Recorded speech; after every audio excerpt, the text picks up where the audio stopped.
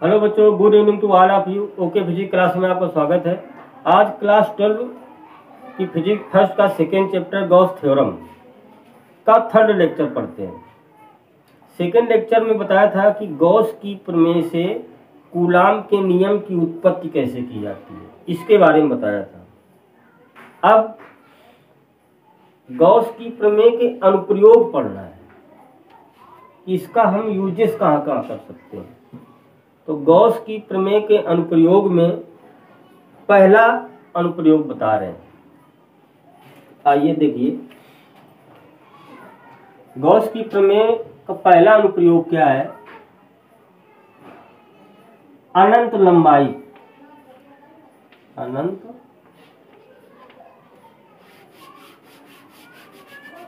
ये अनुप्रयोग पढ़ने से पहले हम दो डिफिनीशन पढ़ा रहे हैं।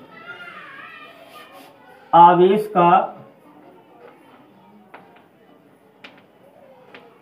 पृष्ठ घनत्व क्या होता है।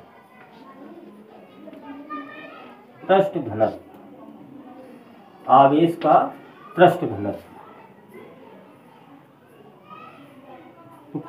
पृष्ठ घनत्व को हम सिग्मा से डिनोट करते हैं। सिग्मा बराबर फार्मूला होता है Q/A। ये होता है आवेश का पृष्ठ घनत्व। पृष्ठ घनत्व मतलब आवेश की मात्रा कहीं इकट्ठा है ज्यादा, तो किसी वस्तु के एकांक क्षेत्रफल पर उपस्थित आवेश को ही आवेश का पृष्ठ घनत्व कहते हैं। किसी वस्तु के एकांक क्षेत्रफल पर उपस्थित आवेश को ही आवेश का पृष्ठ घनत्व कहते हैं। मात्रक, आवेश का मात्रक हो जाएगा कूलाम बटे क्षेत्रफल है तो क्या हो जाएगा मीटर स्क्वायर।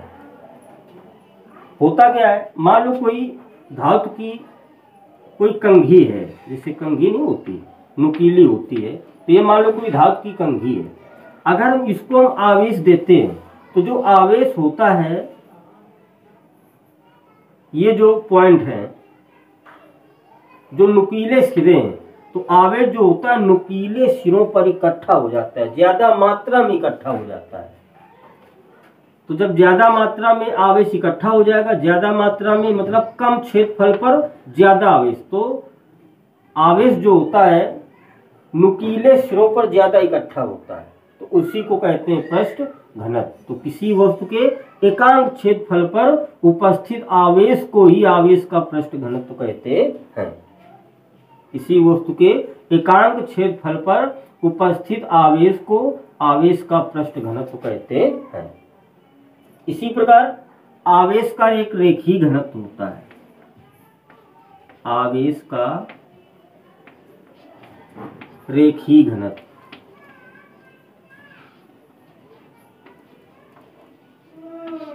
ये क्या होता है, इसे हम लैम्डा से प्रदर्शित करते हैं। लैम्डा बराबर फार्मूला होता है Q/L।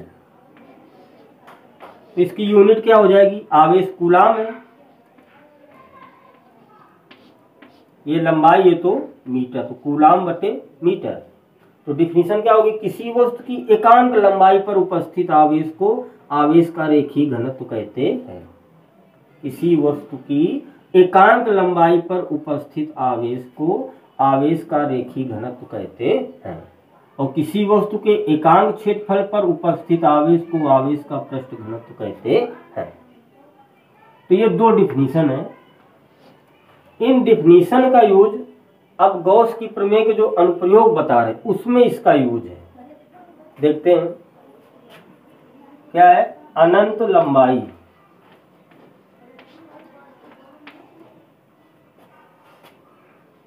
के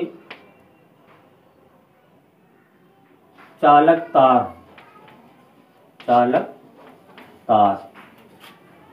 के कारण तीव्रता का व्यंजक,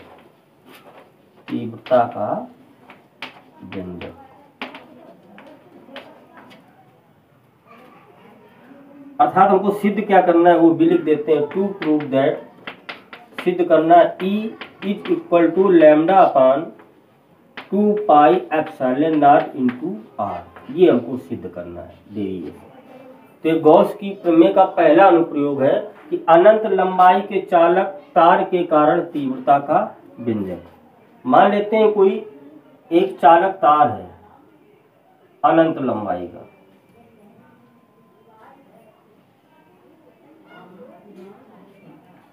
नाम देते हैं वाई वाई डैश।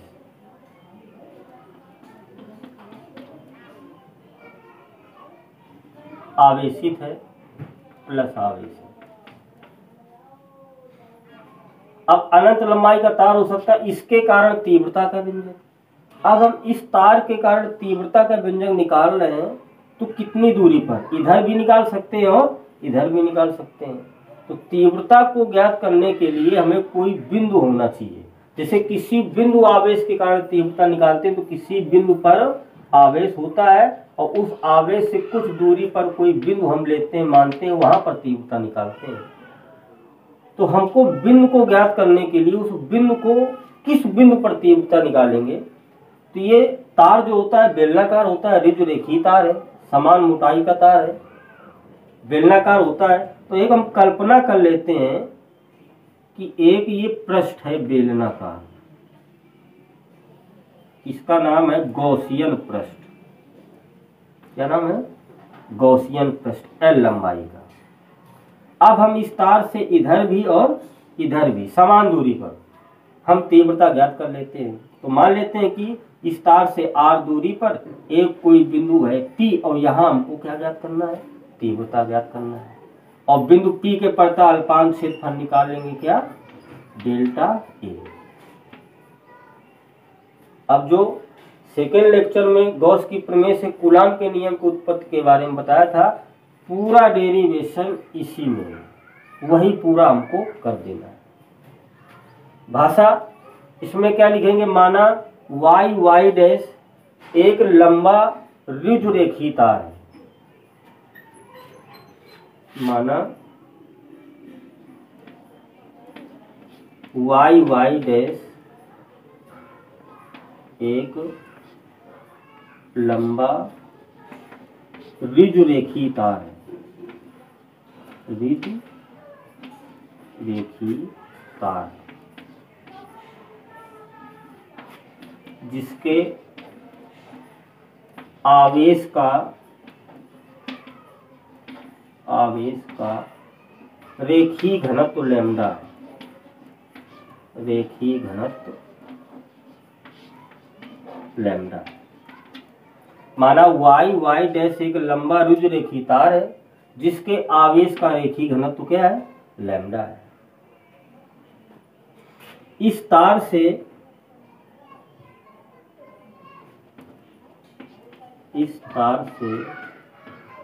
दोनों ओर समान दूरी पर, दोनों ओर समान दूरी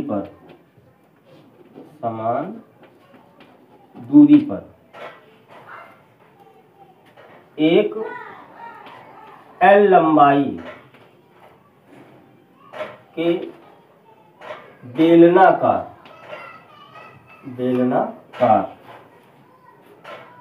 गॉसियन पृष्ठ खींच लेते हैं,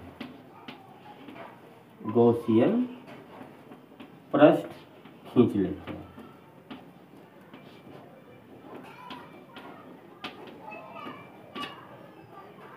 इस तार से समान दूरी पर इधर भी और इधर भी L लंबाई का एक बेलनाकार गॉसियन पृष्ठ खींच लेते हैं।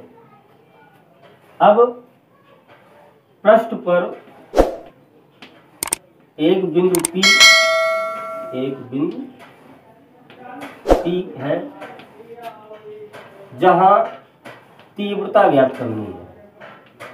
अब मान लेते हैं कि पृष्ठ पर, इसी पृष्ठ पर एक बिंदु P है और जहां हमको तीव्रता ज्ञात करनी है।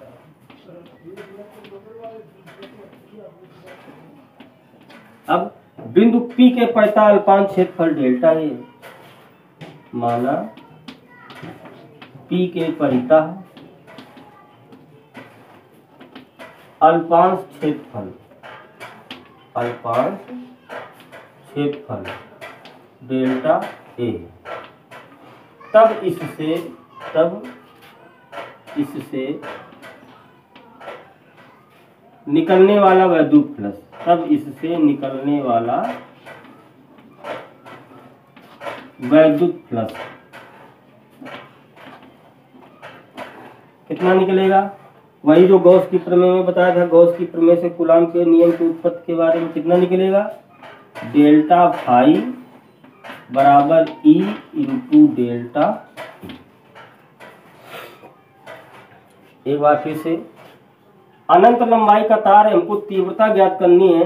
तो तीव्रता ज्ञात करने के लिए कोई हम बिंदु मानेंगे। उस बिंदु को मानेंगे कहाँ?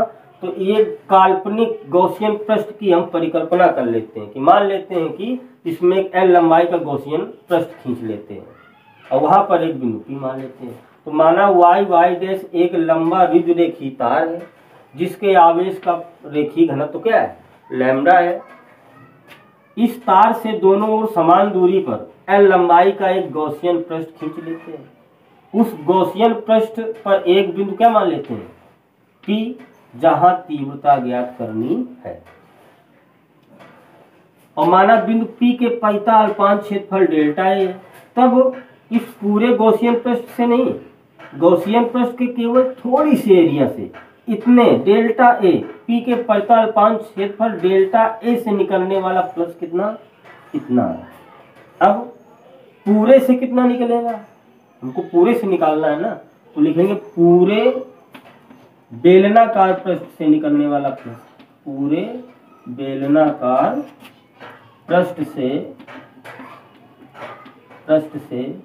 निकलने वाला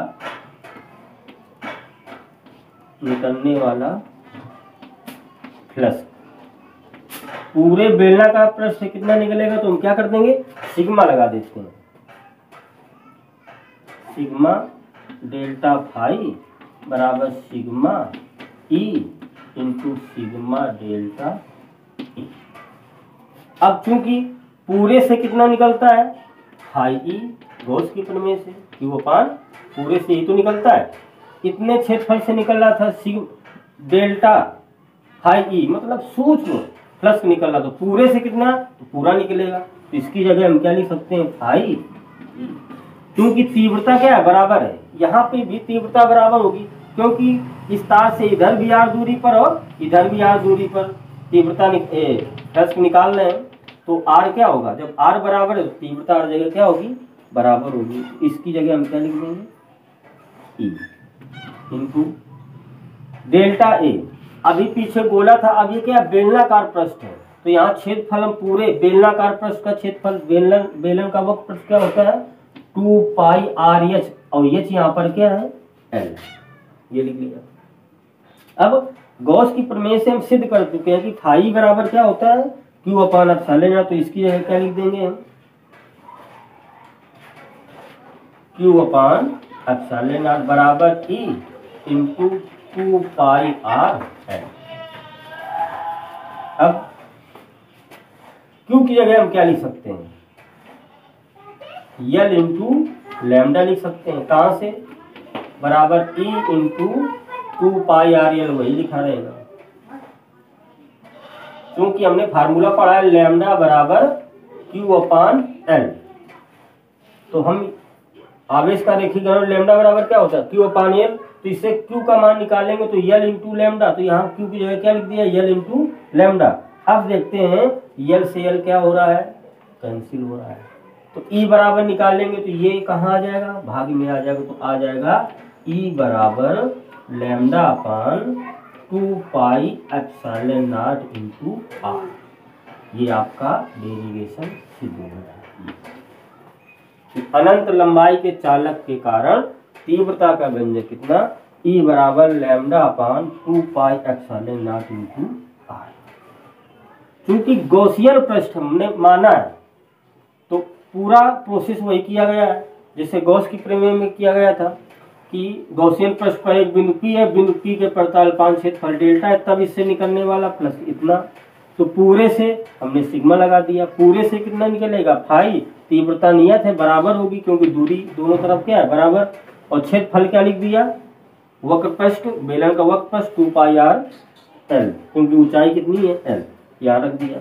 ई बराबर फाई की जगह गॉस की प्रमेय से क्यू अपान एप्सिलॉन नॉट लिख दिया। अब क्यू की जगह एल लैम्डा लिख सकते हैं, क्योंकि लैम्डा बराबर क्या होता है, क्यू बटे एल। एल से एल कैंसिल हो गया, ई बराबर लिखेंगे तो पूरा आ गया। तो ये आपका आ गया अनंत लंबाई के चालक के कारण तीव्रता का व्यंजक, ई बराबर lambda upon 2 pi epsilon naught into are.